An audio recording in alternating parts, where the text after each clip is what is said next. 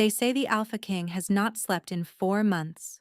They say his wolves patrol every road, every village, every forgotten trail in the realm of Valdenmere, searching for a woman whose name he will not speak.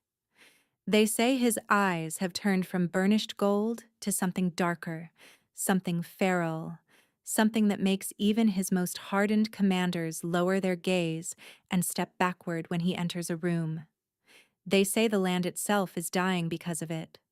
Crops withering in fields that were green a season ago. Rivers running low. Livestock refusing to breed. As though the earth can feel its king unraveling and has decided to unravel with him. But none of them know why. None of them know about the woman who stood in the shadows of the great hall on the night of the choosing, her hand pressed against her stomach where 2 lives already grew in secret, watching the man she loved reach for someone else. Her name was Iseleth Marvain. And this is the story of how she disappeared, and how the most powerful alpha in 5 generations burned his own kingdom to the ground trying to bring her back. 4 months earlier, the great hall of Ashenmoor Keep blazed with 10,000 candles. Every noble house in Valdenmere had sent representatives to witness the choosing, the ancient ceremony in which the Alpha King would select his queen from among the daughters of the 5 ruling families.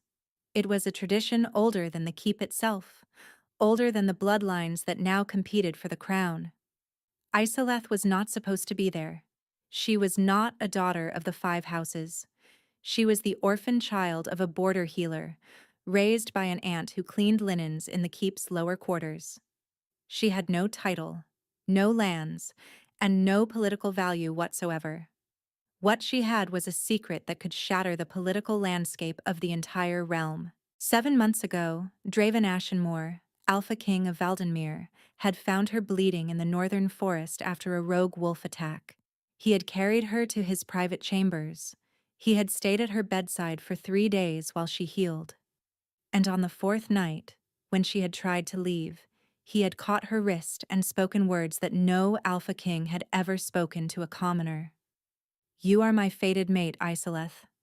I knew it the moment I touched you. My wolf has known it longer." She had not believed him. Not at first. But Draven was not a man who made declarations lightly. Over the following months, he had proven it in secret, meeting her in the hidden passages beneath the keep, in the moonlit clearings of the northern forest, in the quiet hours before dawn when the world belonged only to them.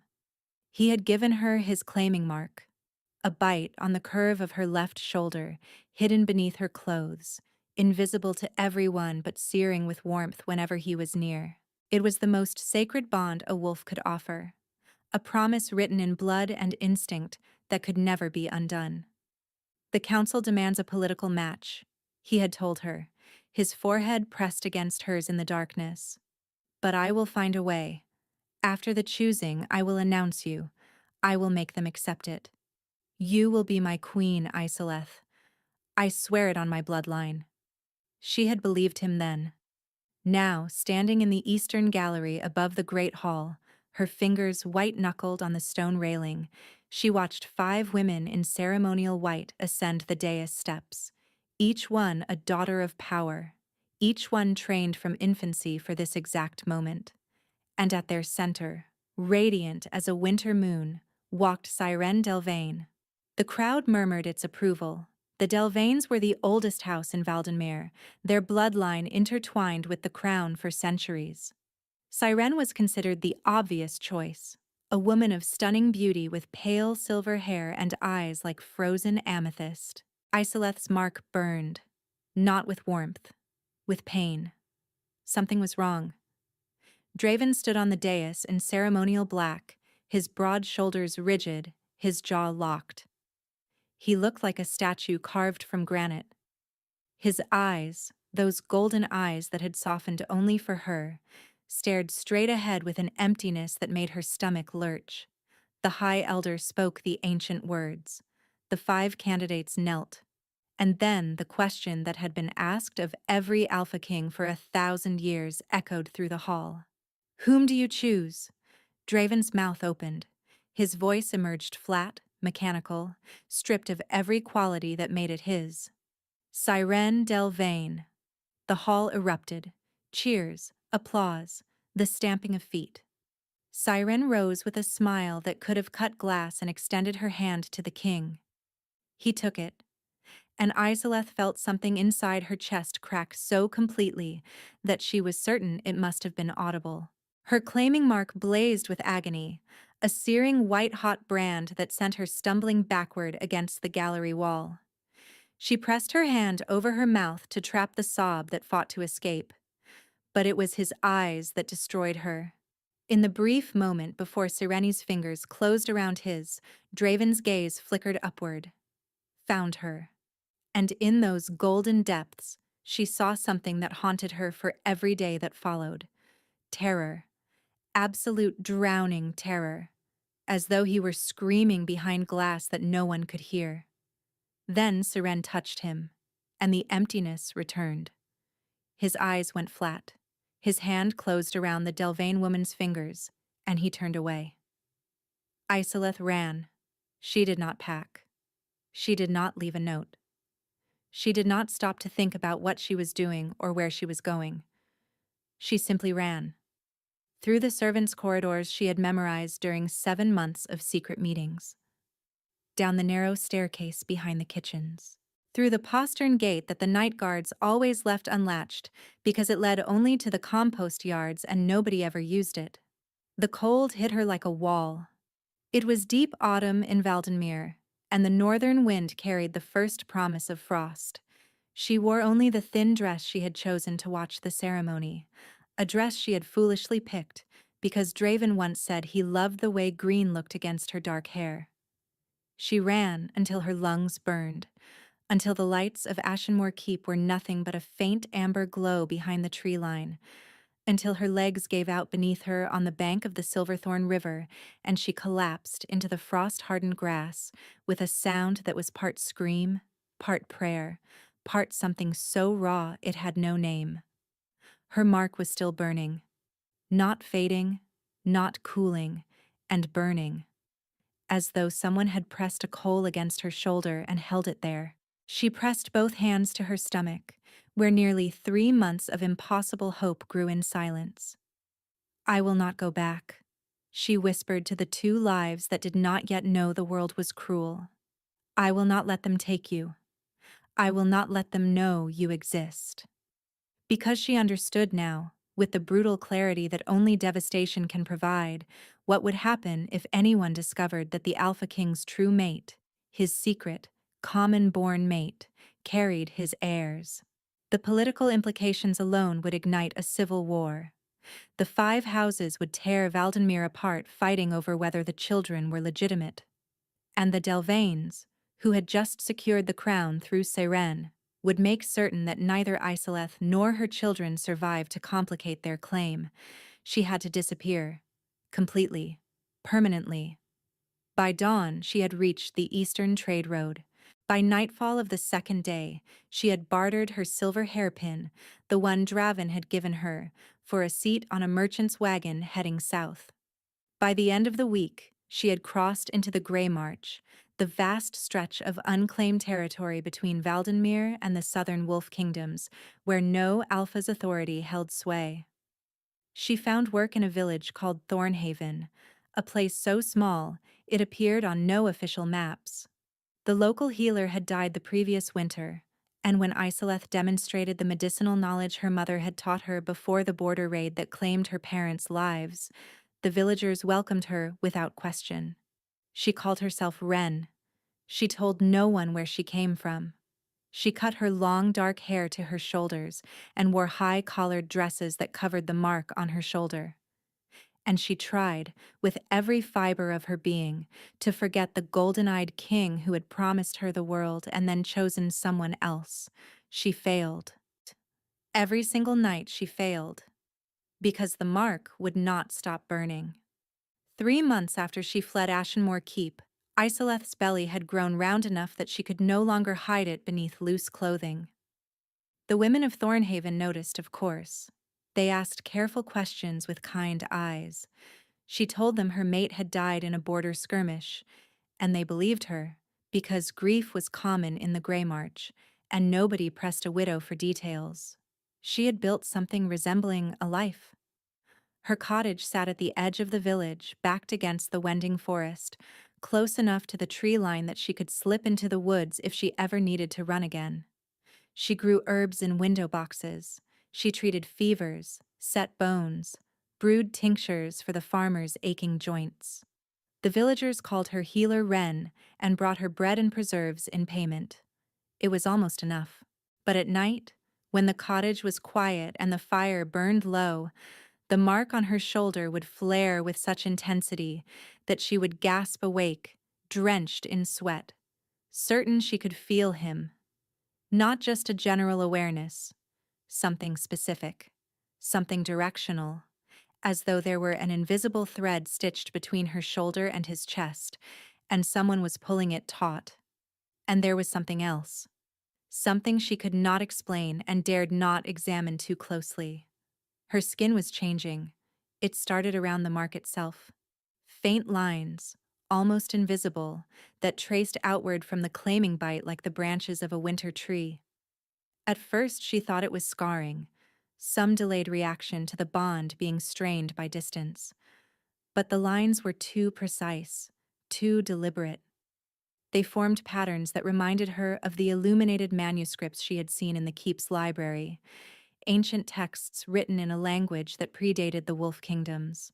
By the third month, the patterns had spread across her entire left shoulder and down her arm to the elbow. They did not hurt. They glowed faintly in the dark, a soft golden luminescence that pulsed in rhythm with her heartbeat. She hid them. She hid everything. Until the evening, a stranger rode into Thornhaven on a lathered horse, carrying news that turned her blood to ice. "The king has gone mad," the rider announced to the gathered villagers at the tavern, his voice carrying through the open window to where Isoleth stood frozen in the street. "Draven Ashenmore has lost his mind. He tore apart the choosing betrothal 3 weeks after the ceremony, renounced Seren Delvain in front of the entire court. The Delvains are calling it an act of war." Isoleth's legs nearly buckled. She pressed her hand against the cottage wall for support. "That is not the worst of it," the rider continued. "He has sent wolves to every corner of Valdenmere searching for someone. A woman. He will not say her name, will not describe her, and will not explain why. He has executed 2 advisors who tried to stop him. The realm is in chaos. The southern provinces are threatening to secede." "And the land?" someone asked. The rider's face darkened. "Dying. The crops failed in the Central Valley last month. The herds are scattering. They say it is the king's bond. That he was connected to someone, truly bonded, and the separation is destroying him. And when an alpha king of the Ashenmore line breaks, the land breaks with him." Isoleth made it inside her cottage before her knees gave way. He was looking for her. He had rejected Sirene. He was tearing the kingdom apart. But he chose her. She saw it with her own eyes, heard his voice speak Sirene's name, watched his hand close around the Delvain woman's fingers, unless he did not choose at all. The memory surfaced like a body rising from deep water. His eyes in that single, fractured moment before Sirene touched him. The terror. The screaming silence behind glass. What if it was not a choice? Her mark flared so violently that she cried out, and in the warm glow that erupted from the patterns on her arm, she saw something she had never seen before. Letters, forming in the light, hovering above her skin for just an instant before dissolving. She could not read them, but she understood, in a place deeper than language, deeper than thought, what they meant. "He is calling you." She did not go. Not because she did not want to. Every cell in her body screamed to go north, to cross back into Valdenmere, to find him and demand answers. But she was 6 months pregnant with twins whose existence could ignite a war, and the rational part of her mind, the part that had kept her alive this long, refused to let the desperate part win. Instead, she fortified. She stored food. She mapped escape routes through the wending forest.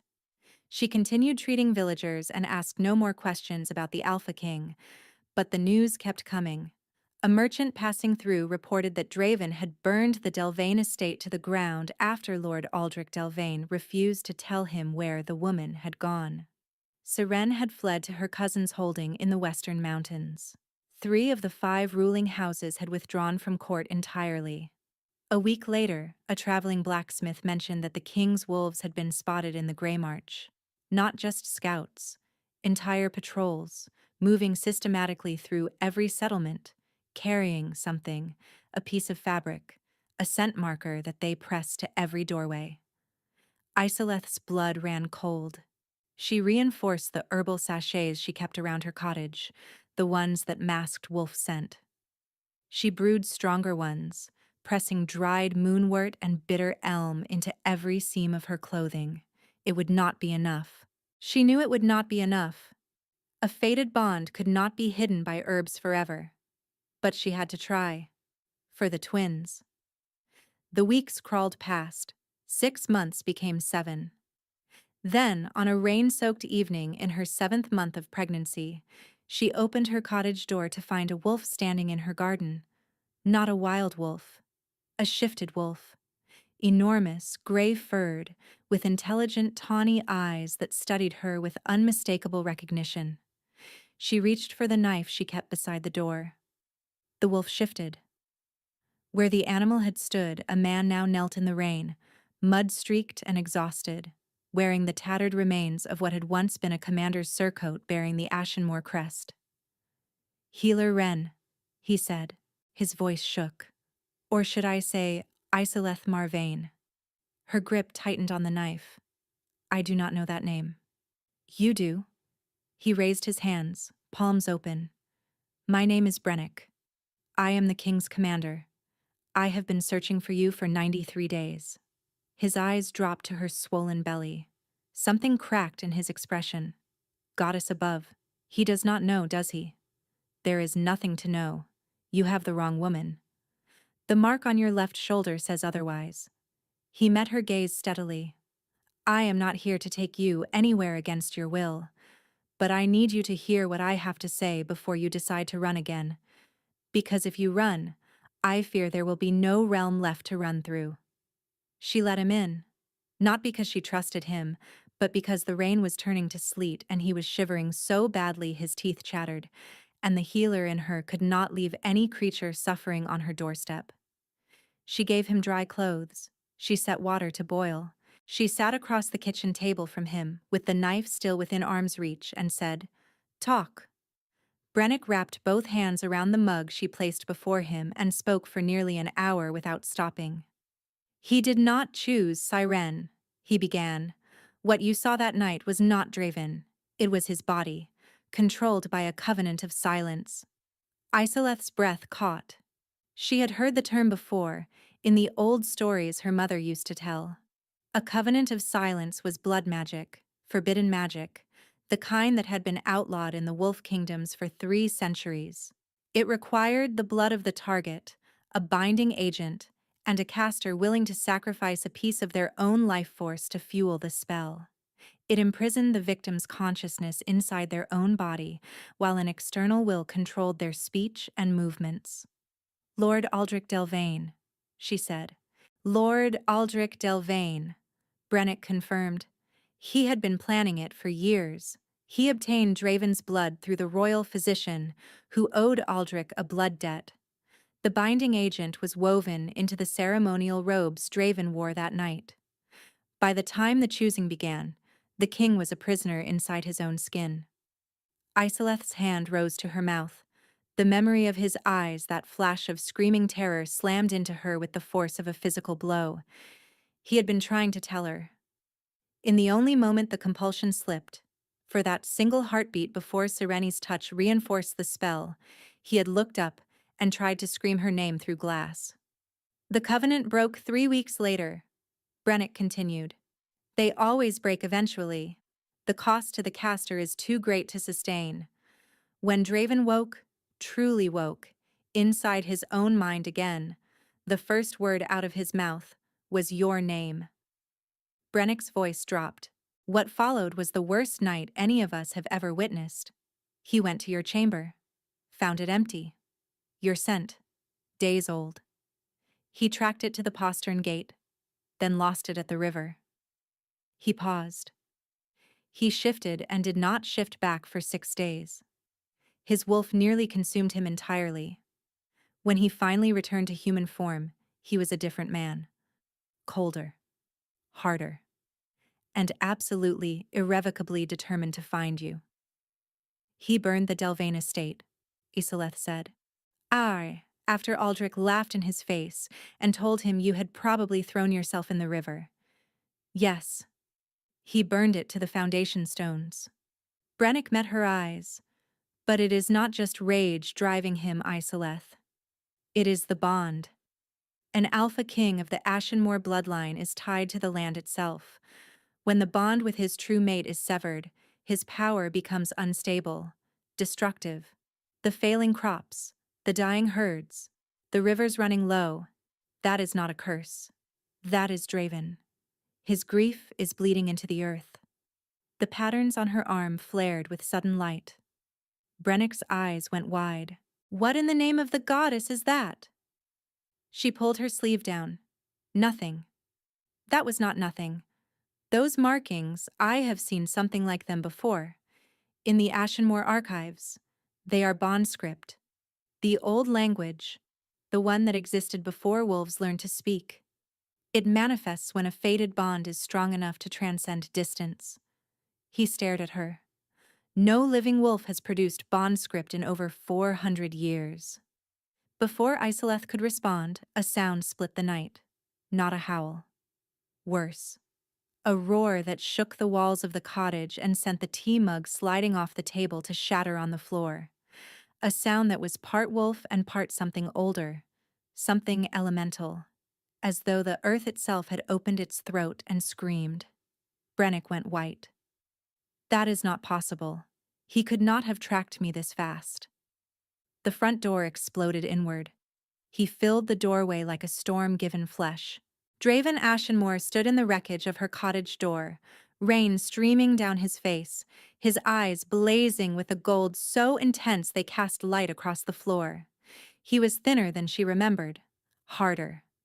The elegant composure she had known was gone, replaced by something raw and barely contained, a predator operating on the fraying edge of control.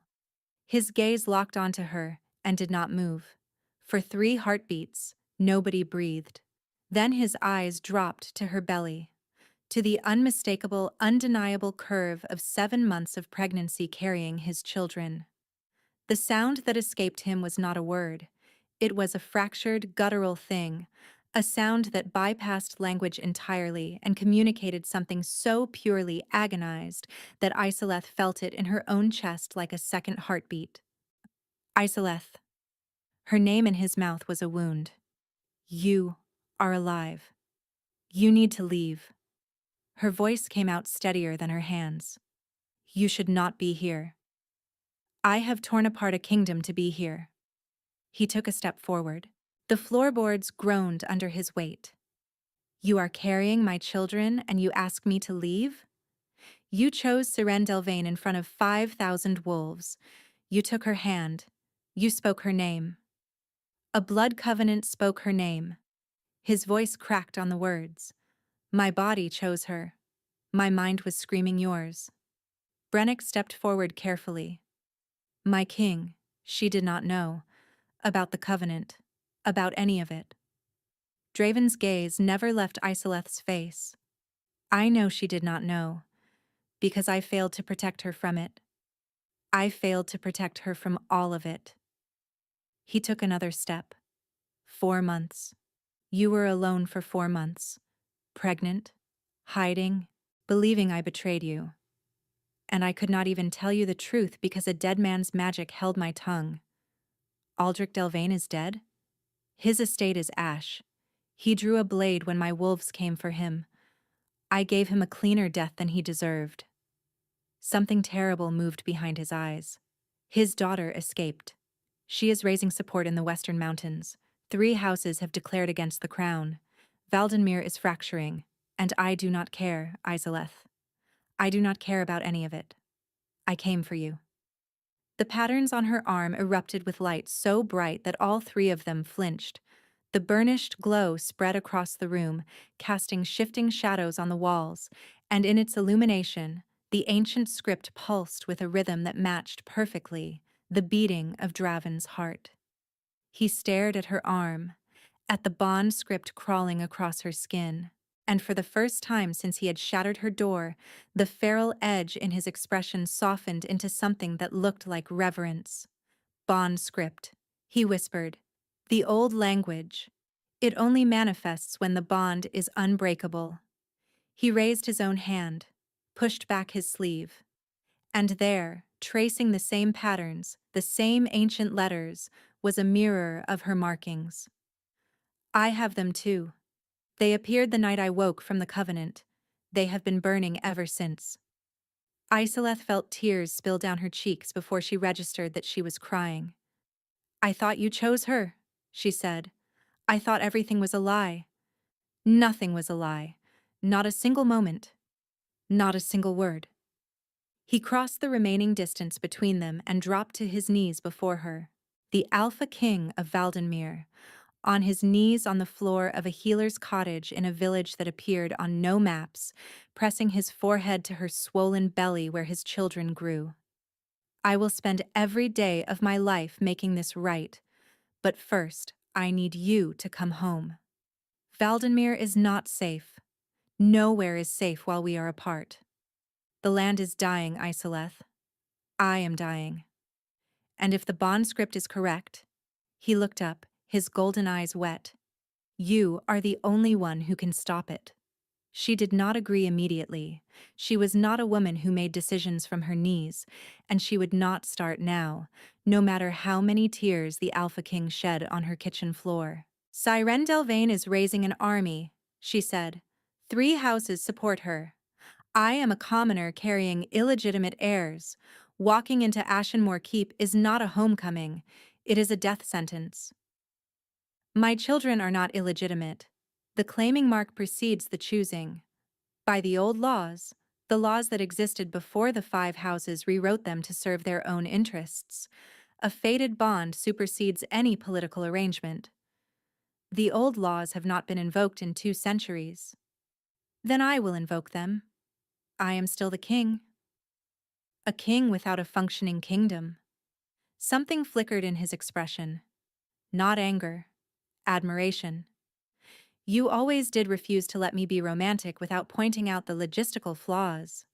Despite everything, despite the shattered door and the ruined months and the impossible situation, she almost smiled. Brennick cleared his throat. If I may, there is a more immediate problem. The wolves who accompanied me are still a day's ride north. I came ahead alone because I caught Isoleth's scent and could not risk a larger party alerting anyone. But Sirene has scouts in the Grey March. If the king's presence is detected here, this village becomes a target. Draven stood. The softness vanished, replaced by the cold, tactical mind that had made him Alpha King at 23. How many scouts? At least 2 patrols of 6. They have been shadowing our search parties for weeks, reporting our movements back to the Western Alliance. Then we move tonight. Draven turned to Isoleth. I will not force you. I have never forced you to do anything, and I never will. But I am asking you to trust me one more time. She looked at him, at the man who had held her in moonlit forests and whispered promises that a blood covenant had prevented him from keeping, at the bond script on his arm that matched her own, at the desperate, exhausted, half-feral king who had literally set fire to his own realm because losing her was worse than losing everything else. One more time, she said. But Draven, if you are wrong about the old laws, if the houses do not accept this, I will take our children and disappear so thoroughly that no wolf in Valdenmere will ever find a trace of us. If the houses do not accept this, he said quietly, there will be no houses left to object. They left Thornhaven within the hour. The journey north took 4 days, slowed by Isileth's condition and the need to avoid Delvain scouts. Draven refused to let her ride for more than 3 hours at a stretch, dismounting constantly to check the road ahead and circling back in wolf form to ensure they were not being followed. On the second night, camped in a sheltered ravine with Brennick standing watch on the ridge above, he told her everything. The Delvains had been planning the Covenant for 3 years. Lord Aldrich had discovered, through the corrupted royal physician, that Draven had formed a secret bond. He did not know with whom, only that it existed. The Covenant was designed not just to force the choosing, but to permanently sever whatever bond Draven had formed, replacing it with a compulsion loyalty to Sirene. It should have worked, Draven said, staring into the fire. Every text on Blood Covenant says the original bond should have dissolved once I spoke another woman's name at the choosing. That is how the magic functions.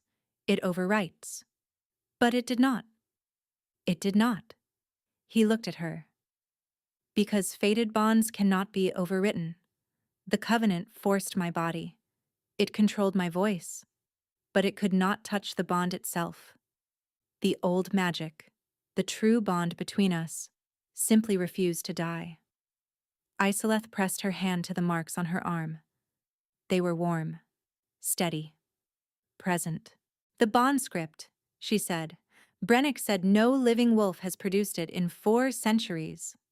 The last recorded case was Queen Ethris Ashenmore and her mate, Corvain. During the siege of the Sunken Vale, they were separated for 2 years. The bond script kept them connected across the distance.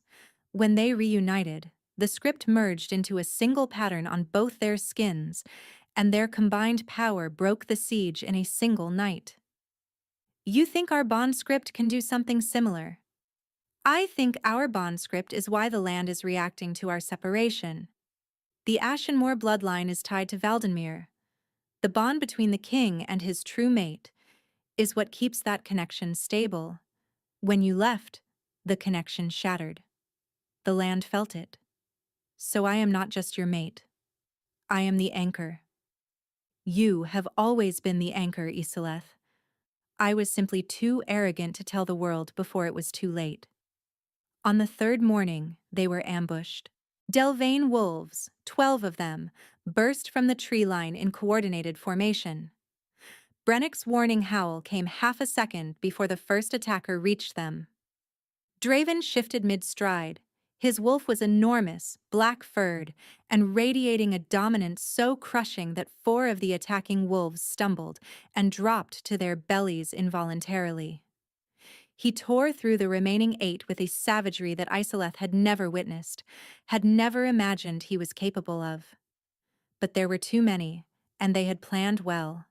While Draven engaged the main group, 2 wolves circled behind. Isileth saw them coming. She had no weapon. She had no combat training. She was 7 months pregnant and standing in a muddy forest clearing with nothing but her own hands. The bond script ignited. Not a gentle glow this time. A detonation. Amber light erupted from her arm in a shock wave that sent both attacking wolves tumbling backward through the air. They hit the trees 20 feet away and did not get up. Draven spun, stared. Even in wolf form, his shock was visible. The light did not fade. It spread, crawling up her arm, across her shoulder, down her other arm. The ancient script blazed like liquid fire beneath her skin, and where it touched the air, reality seemed to bend. The rain falling around her changed direction, curving away from her body as though deflected by an invisible shield. Then, as quickly as it had come, the light receded. Isileth swayed. Draven shifted back to human form and caught her before she fell. "What was that?" she whispered. His face was pale, but his eyes burned with fierce recognition. Soul fire, the power of the Ashenmore bond made manifest. He held her tighter. The texts said it was a myth. Clearly they were wrong. From the ridge above, Brennick called down. "The scouts are neutralized, but they will have sent word. We need to move, now." They reached the borders of Valdenmere on the fourth morning to find the kingdom in worse condition than the reports had suggested. The fields they passed were gray and brittle, as though autumn had decayed directly into death without passing through winter. The villages were half empty. Their residents fled south to the Grey March or west to join the Delvane alliance. Ashenmore Keep rose from the northern hills like a clenched fist of black stone. As they approached, wolves emerged from the gates, dozens of them, lining the road in silent formation, not threatening, waiting. When they saw Isileth at Draven's side, something changed. A ripple passed through the gathered wolves, a shudder of recognition that had nothing to do with politics and everything to do with instinct. Several of them lowered their heads. Two sank to the ground in full submission. "They can feel it," Brennick murmured. "The bond. The land recognizes her." Inside the keep, the situation was dire. Draven's remaining loyal advisors numbered fewer than a dozen. The treasury was strained by the months of search operations. And waiting in the Great Hall, flanked by armed guards, was a delegation from the Western Alliance bearing Siren Delvane's terms. Isileth read the message before Draven could stop her. Siren demanded the crown. She claimed that the choosing was legally binding regardless of the covenant, that Draven's renunciation was an act of madness, and that his common-born mistress and her bastard children had no claim to anything. If Draven did not surrender the throne within 7 days, the 3 allied houses would march on Ashenmore Keep. "She does not know about the bond script," Isileth said. "No." "She does not know about the soul fire." "No one does. Until 4 days ago, I did not know about it either." Isileth set the message down, looked at the room full of exhausted advisors, depleted guards, and one Alpha King who had been slowly destroying himself for 4 months. "Then we have 7 days," she said, "to show her what she is actually fighting against." For 6 days, Isileth did not rest. She worked with the Keep's archivists, pulling every text on the Ashenmore bloodline, on bond script, on the old laws that predated the 5 houses' political restructuring. She found what she needed in a crumbling manuscript stored in a vault beneath the library that had not been opened in over a century. The old laws were unambiguous. A fated bond, confirmed by mutual claiming marks and witnessed by bond script, superseded every political arrangement in Valdenmere's legal framework. It was not a loophole. It was the foundation upon which the entire monarchy rested. The 5 houses had simply buried it because it threatened their ability to control succession through arranged matches. More importantly, she found a passage about soulfire that stopped her cold. "The soulfire is the bond-made weapon," she read aloud to Draven in the dim light of the archive vault. "It cannot be summoned by will. It cannot be controlled by training. It manifests only in defense of the bond itself, and its power is proportional to the strength of the connection between mates. When both mates bear the old script and both hearts beat in unity, the soul fire becomes absolute. No blood magic can stand against it." She looked up. "It is not just a shield, it is a counter to the covenant. If the soul fire can destroy blood magic, and Siren's entire claim rests on the covenant being legitimate, then proving the covenant was blood magic and demonstrating that the true bond survived it invalidates everything the Delvanes built." On the 7th day, Siren Delvane rode to Ashenmore Keep at the head of 3,000 wolves. She expected surrender. She expected a broken king and a cowering commoner. What she found was the Great Hall, the same hall where the choosing had taken place 4 months earlier, blazing once more with countless candles and filled with every remaining loyal wolf in Valdenmere. And at the center of the dais, standing side by side, Draven Ashenmore and Isileth Marvane. Siren's composure fractured for exactly 1 second when she saw Isileth's belly. She recovered quickly, her frozen amethyst eyes hardening to stone. "You drag a pregnant commoner before the court and expect this to end your troubles." Her voice rang through the hall. The choosing was conducted under sacred law. You spoke my name. The bond is sealed. The bond is a lie, Draven replied. Sealed by your father's blood magic. My father is dead. You murdered him. Your father attacked the crown, but his magic left evidence. Draven raised his arm, pushed back his sleeve. The bond script blazed in the candlelight, drawing gasps from every corner of the hall. This is bond script, the language of the true bond. It has not been seen in Valdenmere for 400 years. And it appeared the night your father's covenant shattered, because the real bond, the one he tried to destroy, could not be broken. Siren's wolves stirred uneasily. This was not what they had been told to expect. Parlor tricks, Sireni said, but her voice had lost its edge. Painted skin and dramatics. Isoleth stepped forward.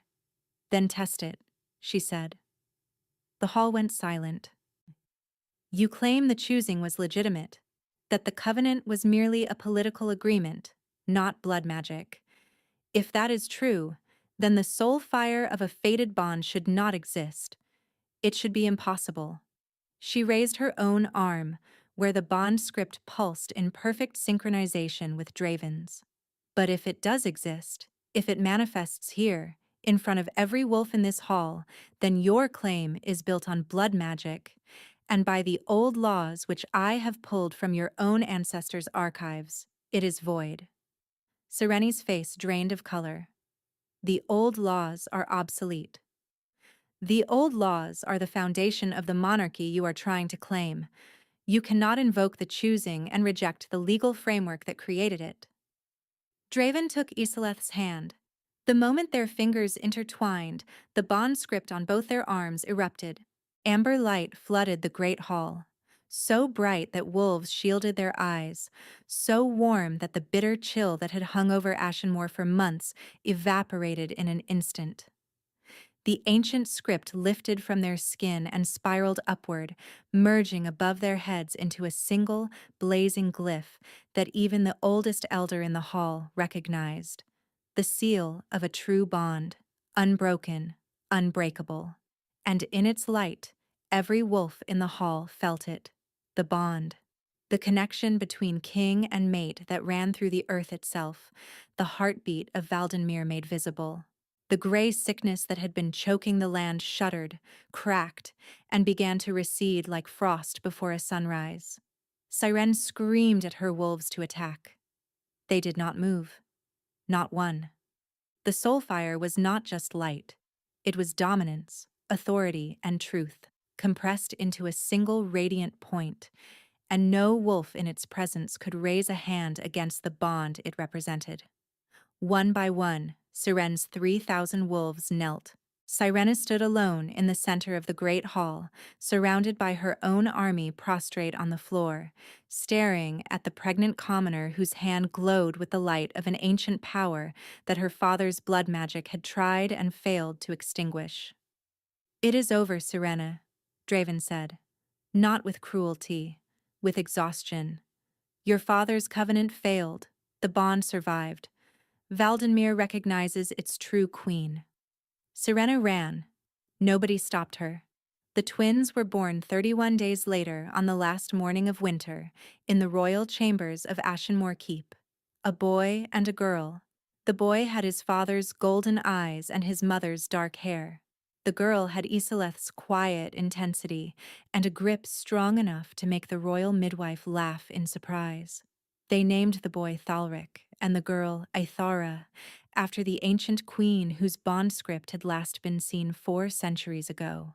Isoleth held them both against her chest and felt, for the first time in nearly a year, the mark on her shoulder settle into something that was neither pain nor burning but warmth. Simple, steady warmth.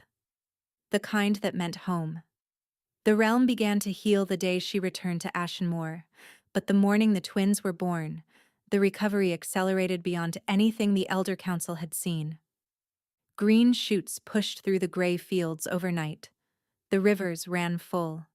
The livestock, the ones that remained, began producing again. as though the land itself had taken a long-held breath and finally released it. The coronation took place 1 week later. Not a choosing, not a political arrangement, but a bonding ceremony under the old laws, the first in 2 centuries. Draven placed the queen's circlet on Isoleth's head in the same great hall where she had once hidden in the shadows, watching him speak another woman's name. "I should have told the world the moment I found you in that forest," he said, his voice carrying to every corner of the hall. "I should have defied the council, ignored the houses, and put this crown on your head 7 months before a dead man's magic tried to take you from me. I failed you then. I will not fail you again." She looked up at him, at the king who had burned a kingdom rather than accept a world without her in it, at the father of her children, at the man whose bond script matched her own, whose heartbeat she could feel beneath her skin. "You did not fail me," she said. "You found me."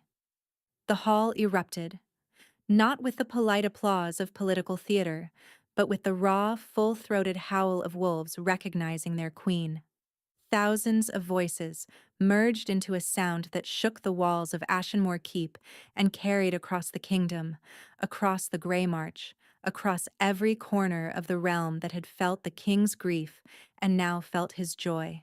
6 months later, on a warm spring evening, Isoleth stood on the balcony of the royal chambers, watching the sun set over a kingdom she had never expected to call home.